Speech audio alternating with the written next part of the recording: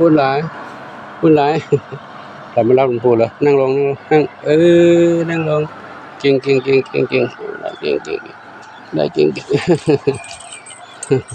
ไหลเก่งเก่งไหลเก่งเก่งไม่ได้เจอหลายวันเนาะหลวงปู่ฝนตกหลวงปู่ไม่ได้มาฝนตกหลวงปู่ไม่ได้มาเดินไปก่อนวันนี้เรียกเดี๋ยวรถชนนั่งลงนั่งกินอาหารเนาะตัวอาหารให้กิน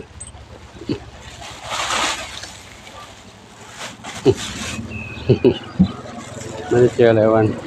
ไม่ได้มาฝนตกไม่ได้มาแล้วก็ไปภารกิจหลายที่ด้วยไม่ได้มาเอาอาหารมาให้แล้วหามาเผื่อแล้วเนาะกินเลยจุ๊บคุณหลายวันนี้เรื่องปูไปแล้วนะปูวินบาก่อนเด้อ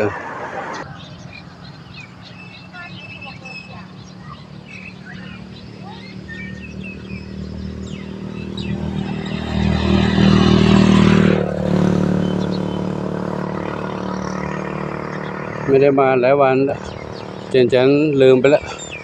เจนจันหายแล้วใจงอนหลวงปู่ไม่โกรธงอนหลวงปู่แล้วไม่มาหาเราไม่มาเล่าหลวงปู่แล้วฝนตกด้วยแต่ไม่ได้มา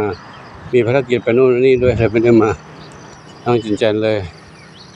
งอนไปแล้วไม่มาหาหลวงปู่แล้ว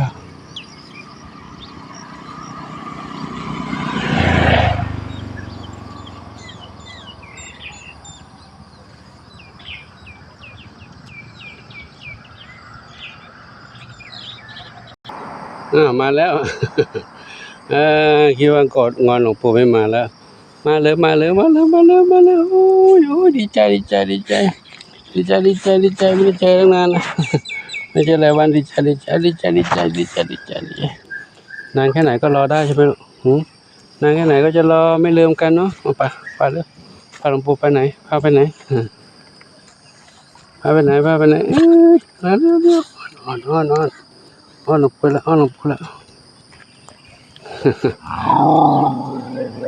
ว้ายพูดอะไรเด้อพูดอะไร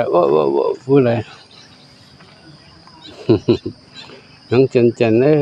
มาเดินเรียมๆด้วยเดี๋ยวเราจะชนเจนนอนอยู่ศาลานี่นอนอยู่ศาลาข้างทางใกล้ๆกับร้านขายท่อซีเมนต์เราจะแต่งก็ได้กินอาหารกับช่างที่หล่อท่อนี่นะจัดอาหารให้กินให้หลับที่นอนกินอาหารกินข้าวกินน้ำตรงนี้แต่เขาก็ไม่เรียกหลวงปู่รอหลวงปู่อยู่นะครับช่วงนี้ก็หลวงปู่ก็มีภารกิจไปหลายๆที่หลายๆทางนะเมื่อวานนี้ก็ไปร่วมงานบุญยกจอครูบาเจ้าศรีวิชัยนักบุญแห่งล้านนาเป็นบุคคลสำคัญของโลกด้านทำรูปรุงพุทธศาสนาเชิญชวนสาธุชนร่วมบุญร่วมสร้างถาวรวัตถุสร้างพุทธสถานสร้างศาสนสถานหลายๆที่หลายๆทางครับก็ไปมาก็ดูตามคลิปที่หลวงปู่ได้ถ่ายมาให้นะบางคลิปก็อาจจะไม่สมบูรณ์บางคลิปก็ได้ถ่ายบ้างไม่ถ่ายบ้างนอกจากบางครั้งก็มีเพลงเข้ามาประกอบบ้างก็ถ้าเพลงที่มีลิขสิทธิ์ก็ออกไม่ได้ถ้าไม่มีลิขสิทธิ์ก็ออกได้อยู่ก็ได้รับชมกันไปนะสำหรับคลิปนี้ก็คงจะขอยุติเท่านี้ก่อนนะเดี๋ยวหลวงปู่เดี๋ยวไปหาซื้ออาหารไม่ได้บิณฑบาตหลายวันแล้วฝนตกบ้างไปกิจนู่นบ้างนะมาวันนี้ก็ได้พบกับน้องแจนน้องบุญหลายแล้วนะแต่บุญหลวงยังไม่เห็นก็ขออนุโมทนาสาธุกับทุกท่านที่ได้รับชมรับทราบเรื่องราวต่างๆที่หลวงปู่ได้ถ่ายทำให้กับทุกท่านได้รับชมรับทราบขอบุญกุศลทั้งหลายจงเป็นพระปัจจัยนุ่งนำข้ามไว้ทุกท่านที่มีความรักความเมตตาต่อน้องเหมียวน้องหมาน้องไก่และสรรพสัตว์ทั้งหลายขออวยพรให้ทุกท่านพบความสุขความปรารถนาทุกการทุกท่านสาธุ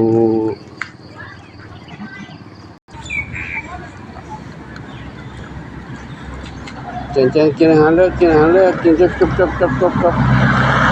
กินกบไม่เห็นบุญหลวงเลยเนาะไม่เห็นบุญหลวง